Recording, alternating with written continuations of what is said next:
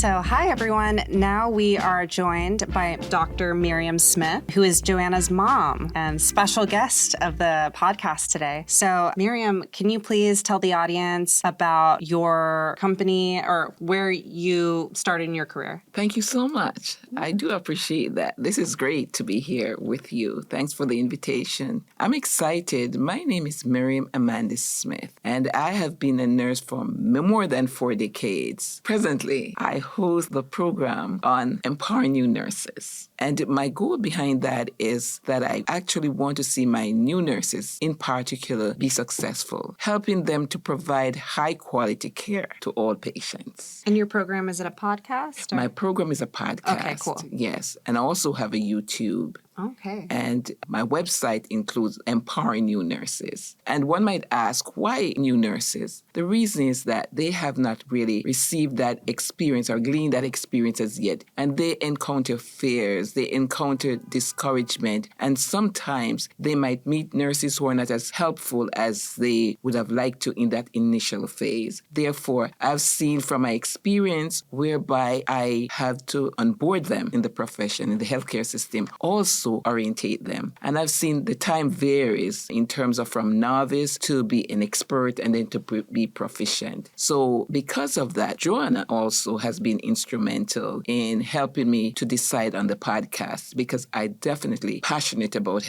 passing on the baton to the new nurses because I was retired recently. And so in doing that, I've been successful so far in terms of the responses and the rating that I've gotten from new nurses and even seasoned nurses. They said, Miriam, this was really refreshing, and the new nurses said, yes, this has really been helping me. So it's on Amazon. My book is on Amazon. I've seen where the ratings are high and I've had testimonials. So I'm excited about that. And what's the name of your podcast? My podcast is Empower New Nurses. Okay. And where can folks listen to your podcast? What platforms? They can listen to my podcast on Apple, on Spotify, yes. And I've had excerpts that I've put on Instagram and Facebook. At intervals, I do that. And of course, if you go to YouTube and you put Miriam Smith, that's me. Wow. She's on all these different channels. That's amazing. Can you maybe show your book too? Sure. So I know many young nurses out there and seasoned ones, and they have seen this book because I've had book signing and I've gotten great support. The book is entitled Nurse, The Guide to Empower New Nurses in the Delivery of High Quality Care to All Patients. That's all inclusive, regardless of your color, regardless of your race, regardless of your sexual orientation, and regardless of your financial or your socioeconomic status. It's all inclusive. And something special about this book, I really thrilled about culturally congruent care. Because as I encourage my new nurses, we need to give individualized care to all patients. If you're from a different background, it's my responsibility, it's a nurse's responsibility to be able to give the care that will make that patient better or to optimize the care. Because if I don't know, and I encourage them, if they don't know the culture, they should research it. There are many resources out there. Apart from talking to their mentor, apart from going to YouTube,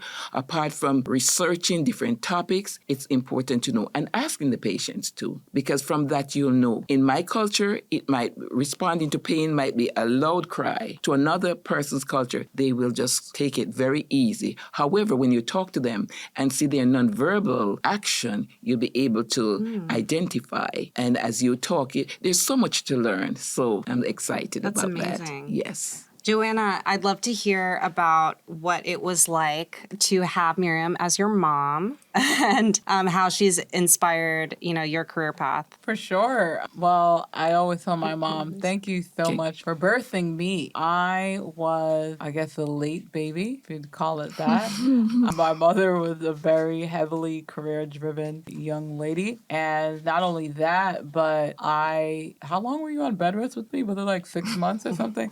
It was a long long time. So much so that the doctor actually asked her if she still wanted to have the child. So the fate of me being here laid in my mother's hand. And she said, yes, I still want that child. And I was the one that was all over the place. When it was time for me to come out, I was breached, which means my head was not down. It was up.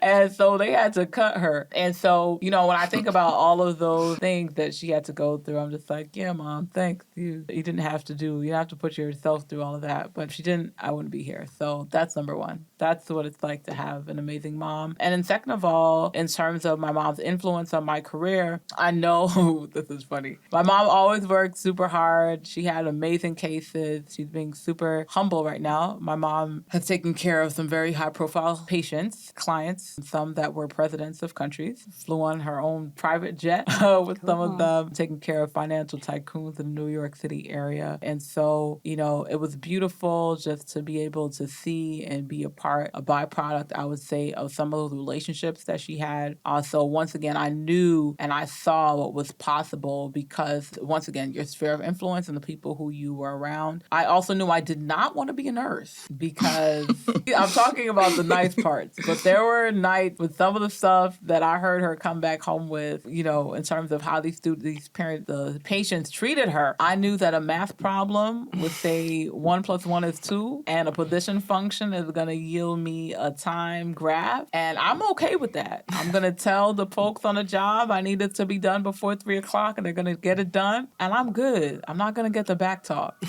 So I knew that with that type of work and the personnel that she had to deal with, I knew myself that personality that I have was not going to gel very well with her career choice. So even though I know it would have been beautiful to say, yeah, my mom's a doctor at the practice, I'm going to be a nurse. But the personality that's required, I don't have my mom's personality. We're both sweet people, but I think my mom is way sweeter. I think influence on that for me career-wise helped me to see very quickly that the health field was not going to be my area of expertise. And earlier when I was talking with you, I gave some credit to your dad for his approach, sink or swim kind of approach with you. But now that we have your mom sitting here, I really wanted to make sure that we highlighted the impact that she had. And also hearing you talk about your mom, and she was a working woman while raising you and your sister. Yeah. And you're mentioning that she was performing at a very high level.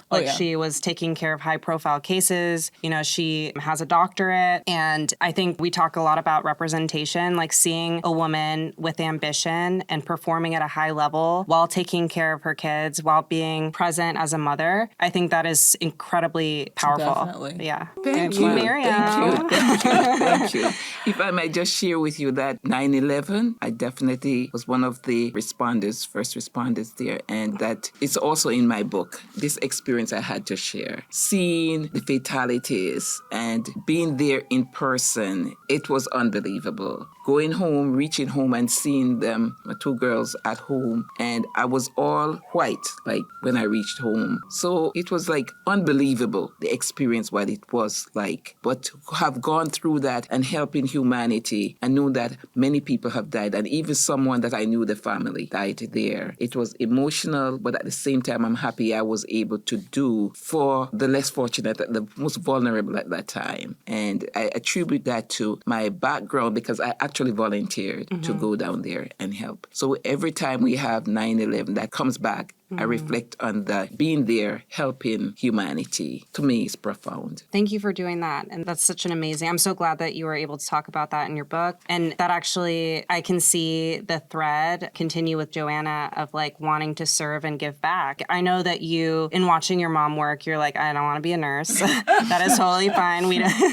But I think you saw your mom serving others and being in that role of so willing to help people and publishing a book. And now you started this nonprofit and you also publishing a book. So I feel like that's so beautiful. And thank you so much for being on this podcast as well, Dr. Miriam. I really appreciate you raising Joanna too, so that she can give back also. So and thank you so much for inviting us. We really appreciate it, because the world we have over 8 billion people out there, and our stories, your story is unique. her story is unique, my story is unique, and others will be influenced by it. Thank you so much. You're doing a great job. Thank you. And thank you everyone for tuning in to this episode. So special. Thank you guys.